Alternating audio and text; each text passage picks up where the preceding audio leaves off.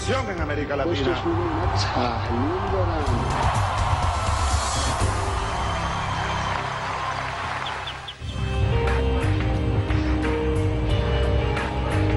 Dalam hukum, setiap kasus selalu punya saksi kunci.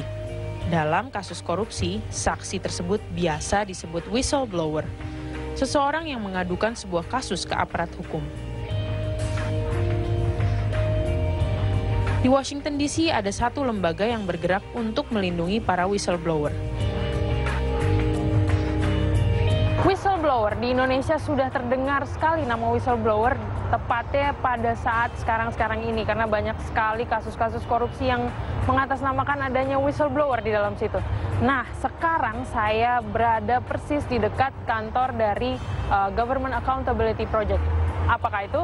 Itu merupakan sebuah organisasi yang menaungi beberapa whistleblower yang terjadi di kasus-kasus di Amerika saat ini. Seperti apa organisasi seperti itu? Mari kita lihat.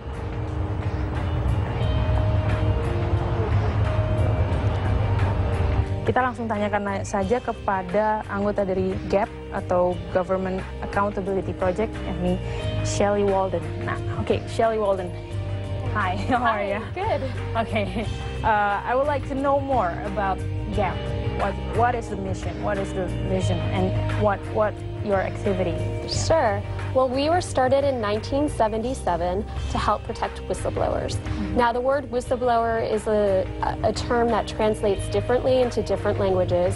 The English term comes from the British police officers who used to carry a whistle, and they would warn the public when a crime was occurring by blowing the whistle. So whistleblowers are employees who witness or learn about misconduct in the workplace and who report it. And they may report it through internal channels, or they may go externally to the media or to Congress or Parliament or other parties. At GAP, what we do is we help whistleblowers to tell the truth, and we help to protect them from retaliation as well.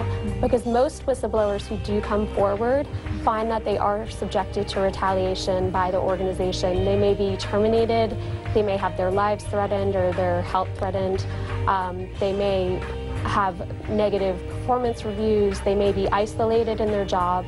So those are some things that whistleblowers often are subjected to when they come forward. Okay, we're focusing on whistleblowers right now because there's a lot of whistleblowers, not in the U.S. only, but in Indonesia there's a lot of whistleblowers right now. So can you tell me how do you protect the whistleblower itself? Because there's a lot of terrorized from them to one another. And how do you protect them? Well, there's a lot of different things that we do here. For one, we do have whistleblower protection laws in the U.S. There are many different laws. We have a Whistleblower Protection Act for government employees. We have separate laws for contractor employees. We have many different laws depending if you work for a food safety organization or if you work in the nuclear industry, and the protections do vary widely. So we help make sure that whistleblowers are legally protected and that we're representing them using the laws that exist. We also find that whistleblowers tend to be very isolated, and the best way to make sure that change occurs from their disclosures is to help bring external parties into the fight. So we go to the media, we'll go to Congress, we'll go to other nonprofit groups sometimes who are interested in that whistleblowers' disclosures. Sometimes we may do our own investigation. We do this a lot at the intergovernmental organizations, which sometimes lack the capacity to investigate the whistleblowers' disclosures well themselves. So we'll do our own investigation to pressure the organization to actually investigate and take action on the whistleblowers' disclosures. So those are some of the things we do. We also do education here. So we have a whistleblower tour that goes to universities across the country to talk about whistleblowing and to educate students about what whistleblowing is and why it's important in society. Well, so we have whistleblowers come to us at 2 stages. Often they come to us after they've blown the whistle and they're experiencing retaliation. So we'll help them with the retaliation aspects. But we also sometimes have whistleblowers come to us, or potential whistleblowers come to us, who have not blown the whistle yet. And that's when we're usually the most successful, because we can tell them what steps they need to take to blow the whistle and to, survive the process. So one way that whistleblowers are most successful is actually if they're anonymous and if they're able to get that information out there without having it tracked back to them. And we did that, for example, in 2007 with the Wolfowitz scandal at the World Bank. We had numerous whistleblowers come to us from the World Bank with information about Paul Wolfowitz, specifically his girlfriend's payroll records. And we were able to use that information, as well as other information that the whistleblowers had provided to us, to get a series of stories in the media that ultimately led to Wolfowitz's resignation from the World Bank. So that was an example where the whistleblowers actually never were public and were completely protected from retaliation. Ya, pemirsa, kalau tadi kita sudah membicarakan tentang GAP itu sendiri, Accountability Project itu sendiri, sekarang saya sudah bersama dengan salah satu whistleblower yang bisa cerita tentang apa dulu ceritanya, kenapa dia bisa menjadi whistleblower dan kasus apa yang dia kemukakan di depan umum. Okay, Rick, can you tell us about your story? Why do you become a whistleblower, and what case did you came up? When the Bush administration came in 2001,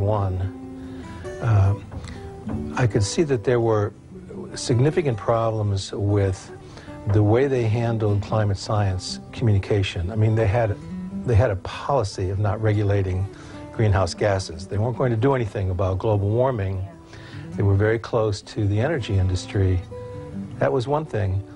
But they were manipulating and censoring and denying the climate science in order to make the science seem to support their political position. And so, in particular, there was an oil industry lobbyist from the American Petroleum Institute who became the chief of staff in the White House Environmental Policy Office. And he became sort of the political policeman of climate change communication.